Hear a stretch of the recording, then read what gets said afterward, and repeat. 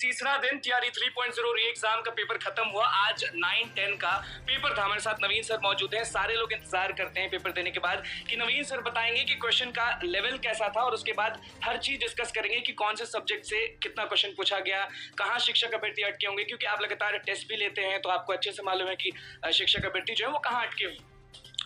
निश्चित रूप से जिस तरीके से पहला दिन एग्जाम 6 to 8 का हुआ था तो क्वेश्चन का जो लेवल रहा था, तो और दूसरे दिन जो 1 to 5 का हुआ तो उसमें आप देखे होंगे कि दोनों में बहुत ज़्यादा अंतर रहा कि कल का 1 to 5 का क्वेश्चन का लेवल अप था बनिस्पत 6 to 8 पहले दिन का।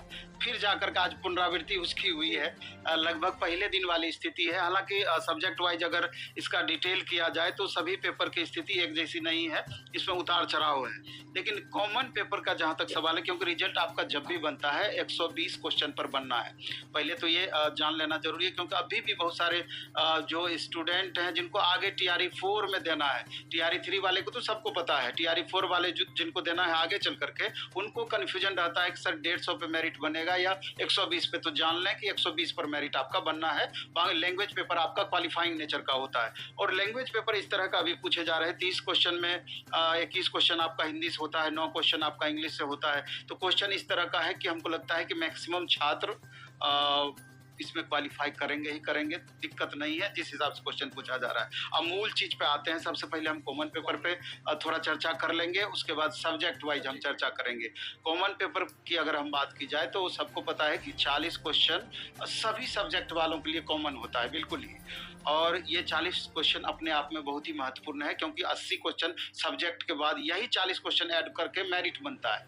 तो बहुत स्टूडेंट का होता है कि अपने सब्जेक्ट में पकड़ तो अच्छा होता है, लेकिन बाकी 40 क्वेश्चन में उनका परफॉर्मेंस ऊपर नीचे होता है, तो ओवरऑल तब इसका फाइनल कट ऑफ पे प्रभाव पड़ता है। तो 40 क्वेश्चन की बात की जाए तो इजी टू मॉडरेट ओवरऑल इसको आप बोल सकते हैं, या मॉडरेट से भी लेवल थोड़ा कम करके इस बार आंक सकते हैं, जो कि वास्तविकता है। इस पर मे भी कि बहुत सारे छात्रों का कमेंट आएगा जिनको ज्यादा दिक्कत रहा होगा। ये हम है बता नवीन सर। हाँ बिल्कुल भी।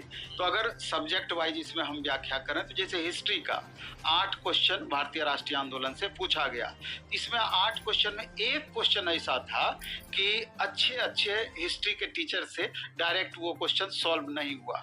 हमने लगभग 4-5 हिस्ट्री के अच्छे टीचर, प्रोफेसर रैंक के टीचर को फोन किया, तो एक बार में डायरेक्ट उसका आंसर नहीं बता पाए। मान ले अलग बात है कि आगे चल नहीं बता पाया। हाँ, आगे चल करके सोर्स से देख करके हमको बताए। अब कितना वो अनुमानित, वो सही है गलत है, वो बाद में पता चलेगा। एक क्वेश्चन वैसा था, 8 में से एक क्वेश्चन। बाकी 1-2 क्वेश्चन स्टूडेंट पे निर्भर करता है। जो अच्छे स्टूडेंट होंगे या पढ़े स्टूडेंट, ज्यादा अच्छे से पढ़ाई किए होंगे, वो 6 से 7 सही करेंगे 8 में से, और नहीं तो एवरेज 5-6 करके सही करेंगे। इस तरह का क्वेश्चन पेपर था। हाँ, और इसी में दूसरा था ज्योग्राफी का। ज्योग्राफी में भी एक क्वेश्चन ज्यादा परेशान करने वाला था, और साधारण से ऊपर जिनका रेंज रहा होगा, हो सकता है कि एक क्वेश्चन में और प्रॉब्लम हुआ होगा जिस तरह का क्वेश्चन पूछा। साइंस में भी 1-2 क्वेश्चन ऐसा था जिसमें छात्रों को दिक्कत ज्यादा हुआ होगा। करेंट इस बार कल के बनिस्पत इस बार राहत वाला था, करेंट कल के बनिस्पत। हाँ, इसलिए करके 5-6 करेंट लगभग छात्र इसमें बनाए होंगे आज का जैसा करंट था। इसके बाद हाँ, मैथ में 1-2 क्वेश्चन था परेशान करने वाला। तो ओवरऑल अगर कहा जाए तो जो अच्छे स्टूडेंट होंगे वो 28 से 32 के बीच में 40 में स्कोर करेंगे, 28 से 32 के बीच में। अब इसी में जो मैक्सिमम अच्छे करेंगे तो ओवरऑल मेरिट उनका बेहतर हो जाएगा, और यहाँ पर जो पिछड़ेंगे हो सकता है कि मेरिट में उनको परेशानी थोड़ा सा फील होने लगे। तो ये कॉमन पेपर सबके लिए था। तो सारांश वही रहा। अब आते हैं इधर सब्जेक्ट में। सब्जेक्ट में अगर सबसे पहले हम ये बोलें कि सबसे ज्यादा अगर हिंदी का हम नहीं देख पाए हैं, उस पर कमेंट हम नहीं करेंगे। हिंदी का आपने अभी नहीं देख पाए हैं। बाकी जो हमने इंग्लिश का देखा तो सबसे ज्यादा अगर एसएसटी की बात करें, मैथ की बात करें, साइंस की बात करें, और लैंग्वेज में अगर हम इंग्लिश की बात करें तो सबसे ज्यादा टफ क्वेश्चन इंग्लिश का रहा है। सबसे ज्यादा टफ इंग्लिश कल भी 6 to 8 में परेशान किया है फर्स्ट दिन, और इंग्लिश आज भी परेशान किया है। कारण इसमें है कि इंग्लिश में ग्रामर और कंप्रीहेंशन, ग्रामर में आप वोकैब को भी ले लें तो लगभग 25 क्वेश्चन इस सेक्शन से था, कंप्रीहेंशन से 20 क्वेश्चन था। इसके अलावा सबसे ज्यादा जो परेशान किया, जिसका क्वेश्चन का लेवल ज्यादा था, वो लिटरेचर का था। लगभग 35 सवाल इस बार लिटरेचर से पूछा, और फर्स्ट दिन 6 to 8 में भी लगभग इतना ही क्वेश्चन पूछा था और सबसे ज्यादा स्टूडेंट को हमेशा से परेशानी इस सेक्शन में होता रहा है। अटके होंगे वहां पे। लेकिन हम इंग्लिश वाले छात्रों को ये कहना चाहते हैं कि परेशान आपको नहीं होना है, क्योंकि अगर टफ है तो वो सभी बच्चों के लिए टफ है, आसान है तो सभी के लिए आसान है। इसलिए करके टफ या आसान पर नहीं जाना है, अपने परफॉर्मेंस पे ओवरऑल जाना है कि आपने 40 क्वेश्चन कैसा किया, आपने अपने सब्जेक्ट लिटरेचर में या फिर इंग्लिश में आपने ओवरऑल कैसा बनाया है, तो इस पर जा करके समीक्षा करना चाहिए। तो इसके अलावा अगर मेन हम चर्चा करें जैसे मैथ की, साइंस की, एसएसटी की, तो एसएसटी वाले स्टूडेंट ज़्यादा परेशान हुए हैं बनिस्बत साइंस और मैथ वाले के बनिस्बत, क्योंकि ज़्यादा परेशान हुए हैं। तो हम एसएसटी पर बाद में डिस्कस करेंगे, पहले हम साइंस पे डिस्कस कर लेते हैं। साइंस में क्या होता है कि जिनका कि ग्रेजुएशन में बॉटनी, जूलॉजी, केमिस्ट्री रहा हो, वो स्टेट पेपर 1 पास किए होंगे साइंस से, या फिर जिनका माइक्रोबायोलॉजी या बायोटेक्नोलॉजी रहा हो उनका साइंस होगा। तो साइंस में फिजिक्स, केमिस्ट्री और बायो, ये 3 सेक्शन से क्वेश्चन रहता है। तो निश्चित रूप से 80 में से अगर अच्छे स्टूडेंट होंगे तो मेरे ख्याल से 70 के समकक्ष वो बनाए होंगे ठीक ठाक साइंस में।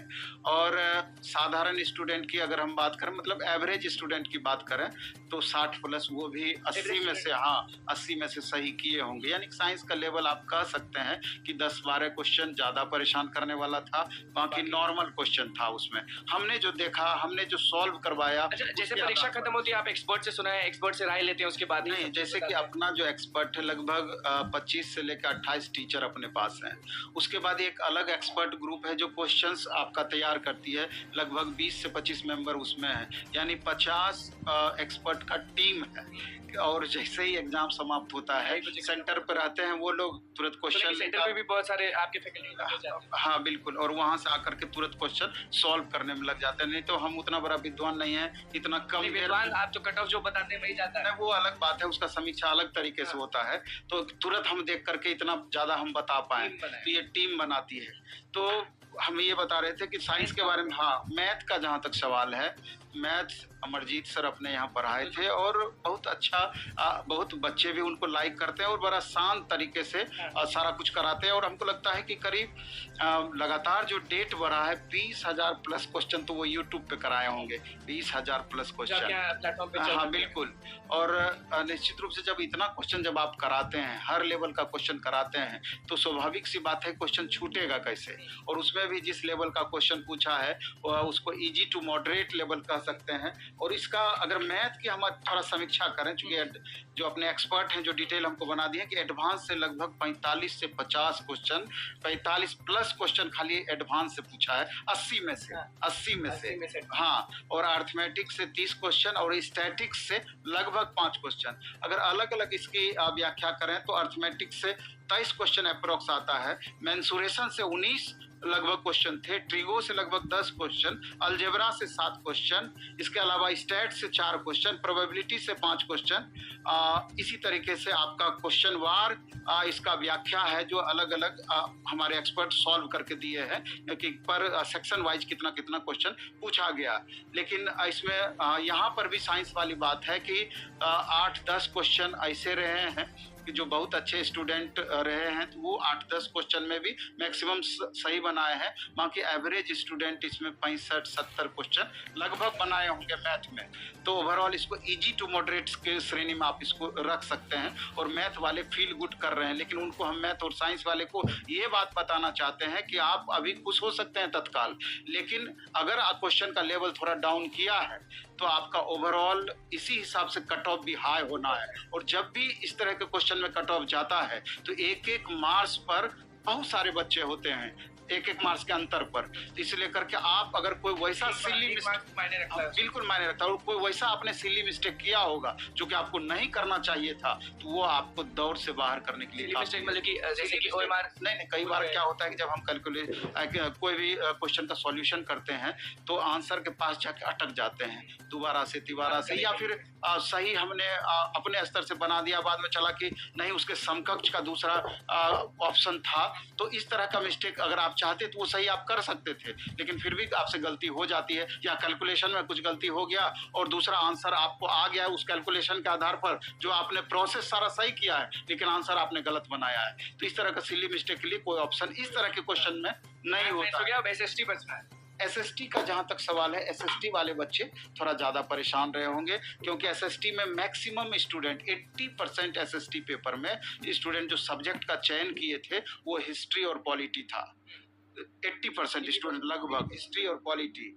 तो चूंकि वहाँ थोड़ा सा कंफर्ट वो फील करते हैं, इसलिए ये दोनों पेपर को रखते हैं। और हिस्ट्री का सबसे खास बात ये रहा कि इस बार आपका मॉडर्न से क्वेश्चन नहीं के बराबर पूछा और एंशिएंट मेडाइवल से ही मैक्सिमम क्वेश्चन पूछा, और मॉडरेट टाइप का क्वेश्चन था, डाटा बेस्ड क्वेश्चन था, और कंसेप्चुअल क्वेश्चन की संख्या बहुत कम थी। तो डेटाबेस क्वेश्चन में क्या होता है कि अगर आपको डेटा उसका याद है, अब कोई ईस्वी सन उस तरह का पूछ दिया, कितने ईस्वी में, इस तरह का क्वेश्चन, तो डायरेक्ट अगर ईस्वी याद है तो बना पाएंगे।